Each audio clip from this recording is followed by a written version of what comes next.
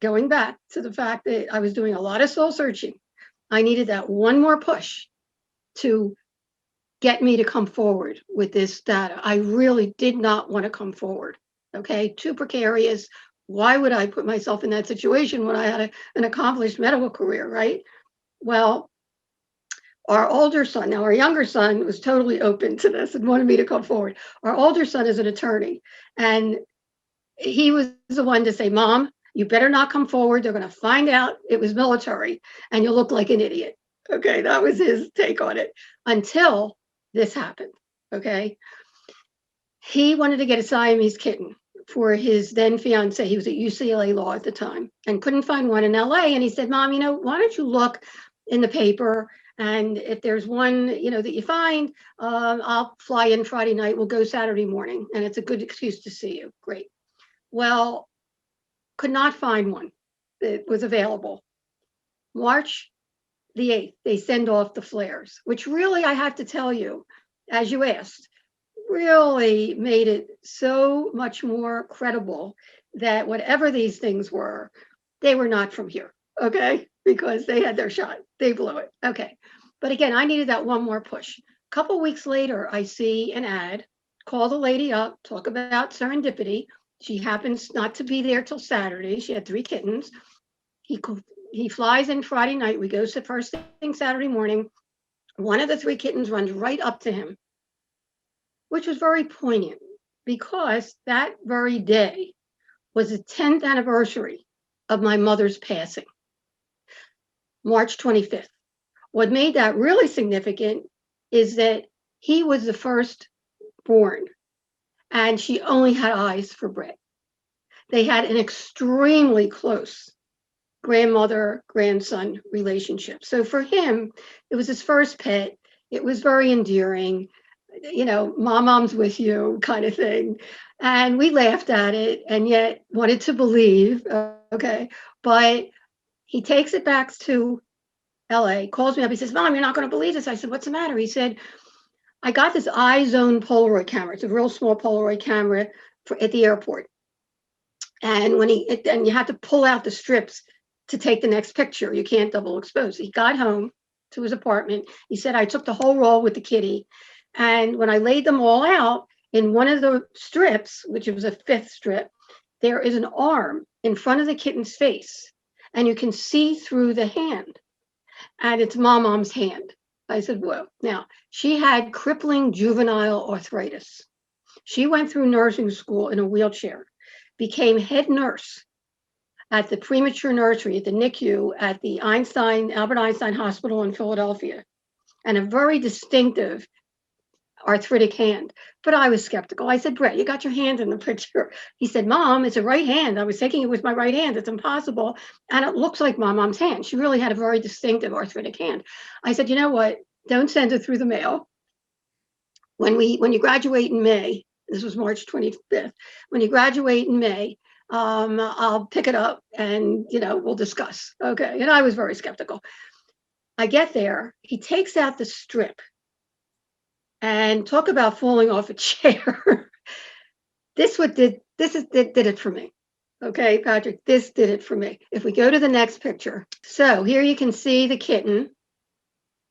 And I don't know if you want to enlarge the picture, but you can see the kitten at the bottom there. That's the strip in the middle. Okay. And then we enlarged. I mean, this has been analyzed as well by optical physicists. Not only is there a translucent hand in front of the kitten, as you can see, but there's an arm cupping the kitten from behind. And you can see through that arm, Brett's Jansport backpack is on the floor. Can you see the label on there? And I noticed that the arm has a white robe or something. And it blew me away, because not only my own near-death experience, did I actually see 3 giant beings above the earth in glowing white robes, but you'll hear consistently from near-death experiences and people that have had ET contact that the beings are wearing white robes. And so that blew me away. Then I actually had this picture analyzed by Paul Davids, who was doing a movie, Afterlife Project. And he came back to me and said, did your mom ever wear glasses? I said, oh yeah, she wore them, on the string on her neck all the time. He said, look, and right there are glasses. I never even saw them until he noted that. On this picture, there's glasses? You see on the left, like near her arm, like right there, like up there. Wait, those glasses. Yeah. Yeah.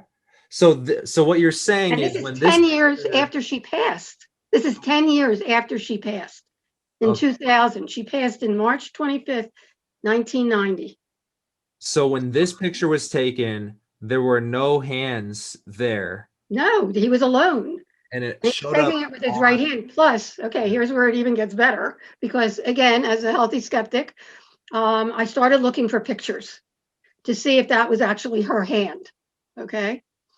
And found boxes that my dad had left when he passed in 96, and found a picture of her, whether she's in her 30s or 40s somewhere, holding a preemie baby almost the same way. That's the next picture. This did it for me, because not only would my mom come through to let Brett know that she's with him, she would have found a way. I wouldn't be who I am if it wasn't for my mom. She could move mountains. Like I said, she went through nursing school in a wheelchair and ended up as the head of preemie nursery nurse at the Einstein Hospital in Philadelphia. And she's holding that baby almost the same way. It's not exact, which is good, okay? But that blew me away, because I also know that my mom, in her own way, would be saying to me, get off your butt and do this. This is real. So this picture taken on the same day as the mass sighting? No, this was taken March 26th when he returned to LA. Got it. 2000. Huh. It was, weeks after they had sent off the flares, which kind of convinced me that, hey, they had their shot and they blew it. It wasn't flares, that's for sure.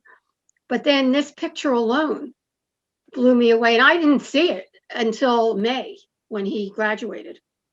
But, after seeing this picture and then finding the picture of my mom holding the baby in a similar way, it was like, whoa. And you can see she has when you enlarge the picture, she has a very arthritic hand. You can't mistake it. In fact, we took the picture to Brett's wedding the following September, and everybody that knew my mom looked at that picture and said, oh my God, that's Ruth's hand. That's how impactful it was for people. Na, na, na, na, na, na.